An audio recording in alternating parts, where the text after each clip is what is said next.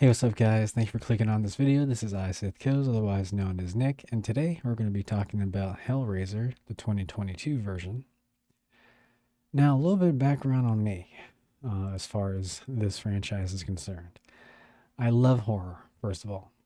I've enjoyed so many different horror movies from Halloween, Friday the 13th, Nightmare on Elm Street, all the classics. I mean, my favorites. I would probably have to say it would be Michael Myers, those type of movies. If we're talking about old or slasher horrors, that's always been my cup of tea. Now, more recently, in my later years, I've enjoyed more zombies and werewolf movies, just because it's kind of the thing that's been coming out in replacement of the slasher movies. Now, Hellraiser was a franchise that I never watched. Amazingly, all the horror movies I was shown, and this is like movies like The Thing too, and like Exorcist, and you know, I guess Alien. Not really that scary, but back then when I was a kid, it was a little scary. So I was very shocked to find out that Hellraiser was the one horror movie my father never showed me for some reason. Unfortunately, I'll never get to ask him why. Like if he just never liked it, or if he just didn't like the franchise, because he loved horror. And I can honestly say out of my whole childhood that he's never even mentioned it. So I'm kind of curious about that. When I heard about this movie, um, I was going to go ahead and watch, the original Hellraiser 1 and 2, which I still may. Definitely after seeing this movie. I have to put it on my to-do list anyways. This movie happened to start pretty strong. It kind of drew me in right when, kind of like the first scene when the Chad dude with the muscle t-shirt comes into this like party, and he gets drawn in by a random girl into this location, and he gets introduced to there's a rich guy that gives him a box. Now the box I kind of did enjoy, and by the way, this is going to be a spoiler review if you couldn't tell, but we'll be talking spoilers. So he gets the box, and the box, I guess, is the same box that's in the original, and it changes shapes and has configurations, and he's kind of playing with it, and it does end up cutting him. Now, when it cuts him, I guess it kind of opens up a portal, and he's doing this because he's gathering up souls, and he's trying to open up, I guess, a realm from their real world into our world. And when he, goes in, we don't see that rich guy anymore. It cuts into a different scene, and suddenly we're introduced to two characters who are doing it. And it's really light compared to back in the day horror movies as far as like the sex scenes. But, they're doing it. And he says, I love you while they're, doing it. And she stops and turns around and doesn't say anything. Just kind of has a weird reaction when he says it. They hear some noise coming from the kitchen, and it's her brother and his boyfriend. And supposedly this is like 6 years later from the first scene where that first guy went up to, I guess, hell. And in the kitchen, there's the brother, and he says to them, "You guys hurt as fuck." And I guess they don't like this boyfriend for whatever reason. They kind of introduce the female character, which is played by Odessa Azione, which is playing Riley. And Riley is kind of like a troubled youth. She's living with her brother. She hasn't really been contributing to the rent.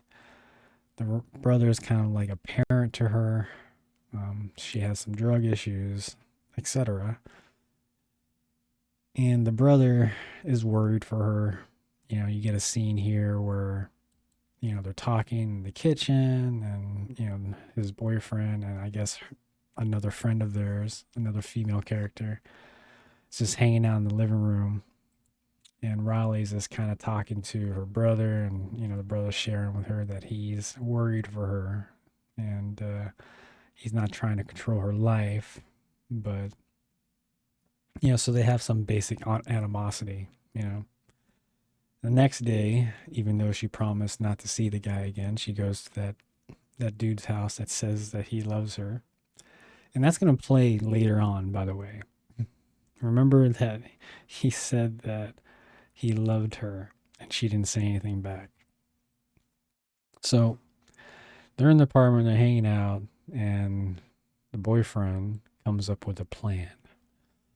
Says that they, because she's having financial troubles, she hasn't contributed to the rent for a couple months. So he comes up with a plan and tells her that they have this cargo coming at an old place that he used to work at. And it's at this, I guess, kind of like containment storage area. And he thinks that they can make a pretty buck, basically, by going there and stealing it from his former employer. They get to the storage facility and they find the box. It's the box that if it cuts you, it opens the world to Pinhead. And Pinhead comes and gets you, basically. And I kind of like that aspect that you need to be marked, basically, by the box in order for hell to come get you. So I did enjoy that. And like I said, the movie did start off strong. So she grabs the box, and he explains to her that, why don't you hold on to it, keep it safe, and I'll try to find if we can, basically sell it. And that's where the scene ends. You get another scene where the boyfriends are, doing their thing, and Riley comes home, and the brother thinks, he stops what he's doing, and the brother thinks that he needs to go investigate the sound he heard, and he notices that Riley came home, and she's still wearing her shoes, and she's telling him that she's been home the whole time. So it plays out like a parent, catching their son or daughter coming home too late. So they get into a fight, that's kind of enticed by her being already drunk, and he kicks her out. And she gets to her car. She grabs some pillows from her trunk. And I guess she has some drugs, some pills, that she first throws on the street. And you kind of say, yeah, that's the right thing to do. You want to learn from your mistakes. But about 30 seconds later, she picks it up again, swallows all of them, and then goes to the park and starts messing with the box. And she's swinging on this little swing, not swing thing, but merry-go-round little, usually at kids parks. And she's playing with the box until the box basically, has this little sharp thing that comes out and almost cuts her. And she's like, what the fuck? And then she basically starts feeling the side effects of the drugs that she took and kind of just lays down. She notices somebody, though, that's kind of watching her. And at first, it just kind of plays like a random guy, like a shadow. And then you see Pinhead. Now, Pinhead says, for whatever reason, he doesn't want her. And marks her with like a chain thing. And that chain thing connected to her brother. And then her brother wakes up. I don't know what the thing is about that chain, but it was very interesting because maybe it's their just connection to each other, how much they care for each other. And it was just going to the nearest person that she cared about. But it was kind of interesting what they did with that. They didn't do anything else with that, by the way. But it was kind of an interesting scene. I did enjoy that one. So the brother wakes up because of it, and he starts searching for his sister. And he ends up finding her at the park, and she's kind of knocked out. He notices that she might be overdosing, so he brings her out to this restroom. And before he brings it to the restroom, he actually picks up the box accidentally and cuts himself. So he goes to the restroom to try to clean up his wounds. And while he's cleaning up his wounds, the realm opens up to hell, and Pinhead comes and get him. Now, the weird thing in this scene, though, is that you hear a scream from a girl. So it wasn't Riley. It was somebody else. I don't know who the scream was, but it definitely wasn't for him unless he screams that way. I don't know. So Riley goes into the bathroom and tries to check on her brother. He's not there. So you get this scene where ambulance are in the background. She's talking to investigators and whatever. And now, the boyfriend and her go back to the apartment. They're trying to talk about what happened. Riley's trying to explain what happened, and she can't tell him what happened because she doesn't know. They're getting mad at her, and she basically kind of storms out. She goes back to that, boyfriend that said "I love you" to her, but didn't say it back. And I guess just like you do anytime you're upset, you bone, right? So they bone, and they talk a little bit more, and they're talking about the box, and then some reason he shares he doesn't like that whole scary shit, or haunted stuff or cursed items or whatever. So he tells her, "Just I don't want to touch it."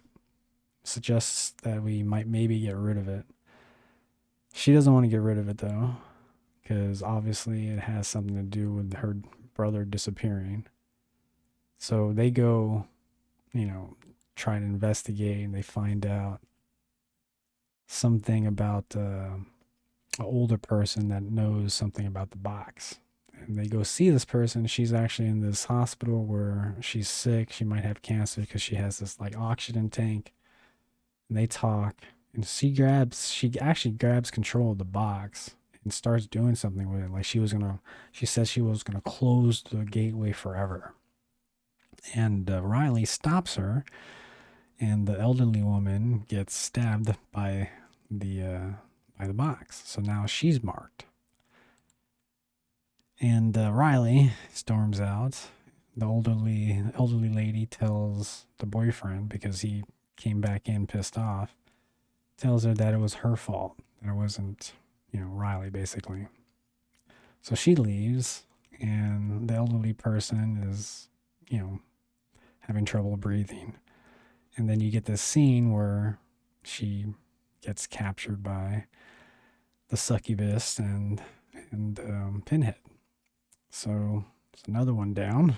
And it was kind of sad though, because she gets circled by all of them, and the scene was pretty good though. I mean, I did enjoy it. So we're about 45 minutes in, and so far, pretty decent.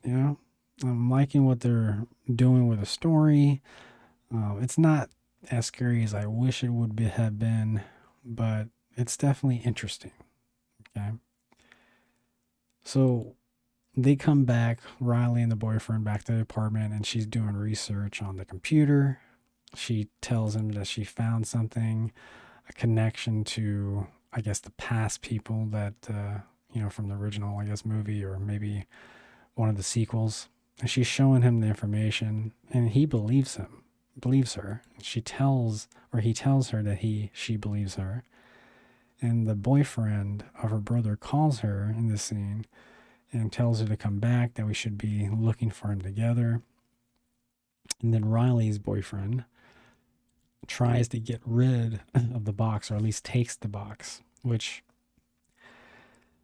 I don't know. Like, he originally said he didn't want to touch it, and then now he obviously had to touch it to get away from her. So his character is a little confusing at this point. Like, I was trying to figure him out.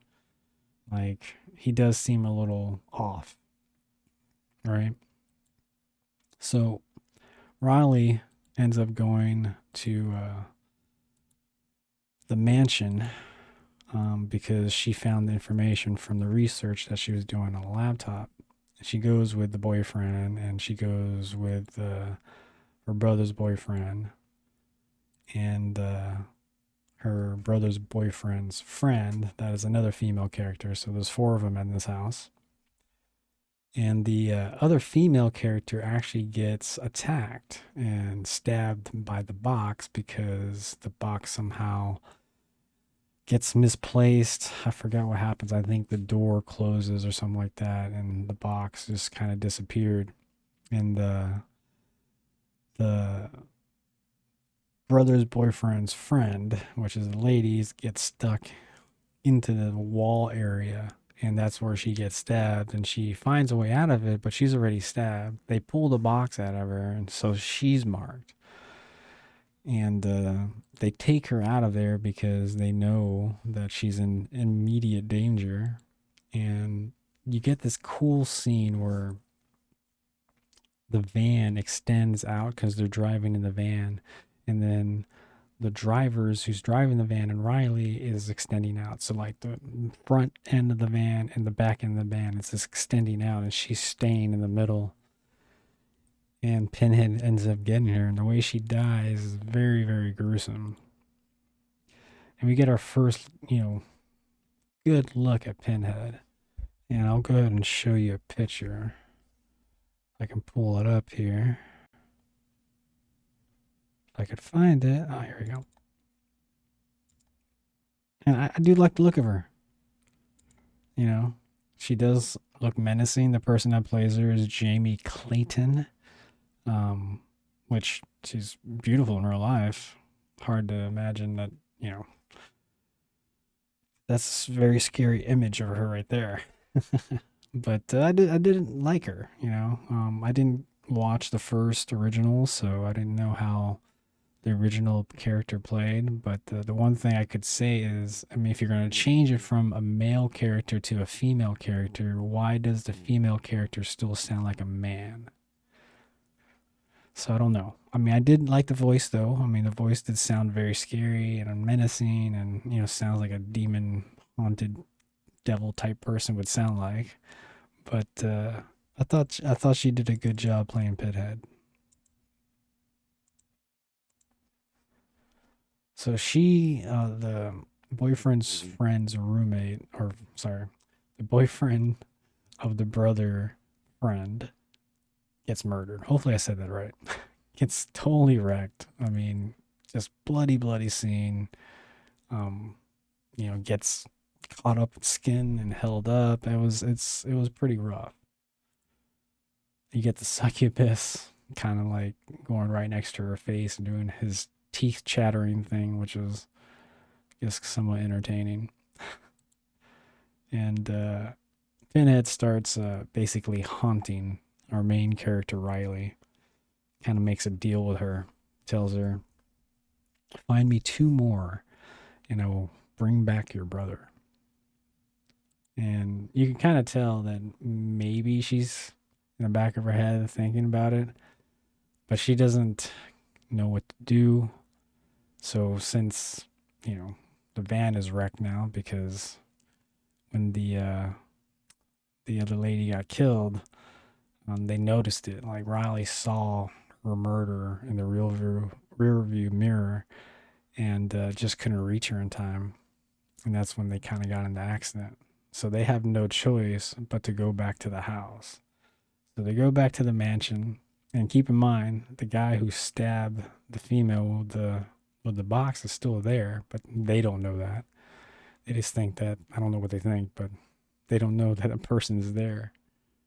So they're arguing and they're talking, and they you find out that this is the part, and we're about an hour and 20 something minutes into it, and this is where you find out that the boyfriend is working with the original guy that we saw in the first scene, who sent the first guy to hell to Pinhead. And some reason he has this like device on his chest, and he has the device on his back, and it's just causing him pain like intermittently. And he's working, like that boyfriend of Riley's working for this guy, and he's the one that, you know, told Riley to go with him to steal that box. So this is where the movie got stupid for me a little bit, because the only basically the only straight character is the the bad guy in the film, right? And he not only he's a Chad and now a douchebag, like, because Riley did not say "I love you" back is the reason why he did this to her. Like, that's the whole motivation of the boyfriend, and that's what brings the box to Riley, which basically is the whole point of the movie. So because, you know, the male character didn't get I love you" back, he tries to kill her, basically, right? So it's like the boyfriend that, you know, puts sugar in the gas tank of his ex, or a banana in the exhaust, basically, type deal is the whole point of the story. So that's what I don't know. To me, that was kind of dumb. I didn't like that part at all. At all. Riley, you know, still trying to mess with the box. She still thinks that it might have an answer, maybe, to getting her brother out of it. The one guy that has the device, you know, in his back and his chest runs off. Riley goes back to the boyfriend, you know, just still trying to figure out what to do and how to get the brother back and how to get out of the situation. Riley walks outside and then, you know, basically gets semi-attacked by a succubus again. They go back inside, run back inside, and one of the succubus gets stuck into the doorway. It's still trying to go after Riley. And the box at this time, because they were in a rush, because they were outside some reason, and all the, you know, succubuses and even Pinhead were all outside. So they run back inside, and one of the succubus gets stuck. The box gets lost because of the commotion, and then the guy that has the device in his chest and has the device in his back gets a hold of the box. He uses the box to stab the brother's boyfriend of Riley, which I wish I remembered his name. He's played by Adam Folsom. But so he gets marked, right? And the boyfriend of Riley is revealed now to be working with this guy. And Riley finds out about it. And Riley basically works with one of the succubuses and tells, you know, the succubus, "You guys told me that I can choose." And basically stabs her boyfriend because, you know, obviously this was his fault, and switches him with the with her brother's boyfriend. So saves her brother's boyfriend's life with her boyfriend, like sacrificing her boyfriend. And the Pinhead, you know, because she got her souls, was very happy with her and told her that she can get back her brother towards the end of the movie. But before that even happens, the rich dude that has the devices stuck in his front and back says he doesn't want the reward anymore. Please, you know, take this, you know, thing out of me. I don't want the pain anymore. I don't want none of your rewards. And she says basically, fine, you know, Pinhead. And she takes out the device, which was extremely painful. And he had this really cool scene where, you know, his chest closes up and then his back closes up, heals all together, and it's just an excruciating pain. And after he's all healed up, she basically, you know, stabs like a chain thing in him, and he gets dragged up to hell. So, very good finishing for him. So Riley talks to Pinhead, and they're making a deal. Well, Pinhead's trying to make a deal, saying, "Hey, I'll give back your brother, um, because you did everything we asked, basically." And she said, "No, I don't want your rewards because I see what your rewards do. Um, I see how you give your reward. Basically, it always comes with a price." She doesn't want it, so she knows that her brother is dead. So she walks out of the mansion, and the Pinhead, I guess, goes back to her realm. And at the end of the movie, you get this scene where it looks like the Pinhead, the original Pinhead. It might be him. I don't know. I might have to do some research on it, but he's getting marked. He had this very violent scene where his lips are being torn out, and it looks like he's becoming like a Pinhead or a succubus or whatever. But we never really, well, maybe I missed him, but we were never introduced to this character. I don't know who this guy is. Is he going to be like the new Pinhead, or why is he? Like I don't understand. So like, don't quite get that part at the end. Maybe it's a tie back to the original. Like I said, I gotta watch the original. But yeah, I mean that's the whole movie. It's about 2 hours. I mean, a lot of the horror aspects I liked. It's just the whole point, you know, that Riley got involved was basic because of a pissed off boyfriend that didn't get I love you back. Like I just wished it was for another reason.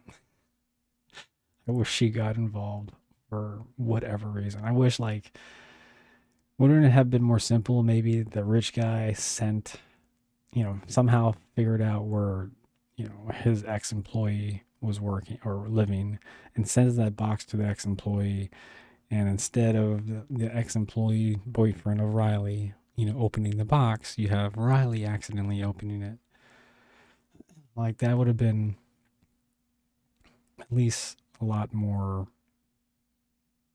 less ridiculous. But besides that, everything else is fine. Like I said, I have very little history on Hellraiser as a franchise, but I did get some enjoyment out of this. Um, Drew, I mean, not Drew, well, the actor's named Drew Starsky, but the boyfriend, whole jealous, she didn't say I love you plot line I did not like, which brought the movie down quite a bit for me. So I would say, as a whole, 1 through 10, I would probably give the movie like above average, like a 6. It wasn't great. It did have some woke stuff in it, obviously, but it wasn't so drowning where it took you out of the film. A lot of movies do that nowadays, and I didn't feel like this one did. But the whole boyfriend thing did take me out of it quite a bit, and did lose a lot of brownie points because of that. But everything else, as far as a movie, I thought was okay.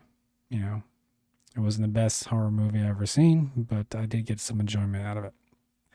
So, anyways, guys, that is my thoughts on Hellraiser and my little mini breakdown of it. So, hopefully, you guys did enjoy the video.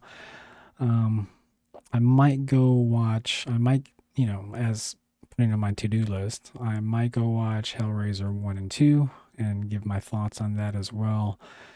Maybe that would explain the last scene of this movie, but it was okay.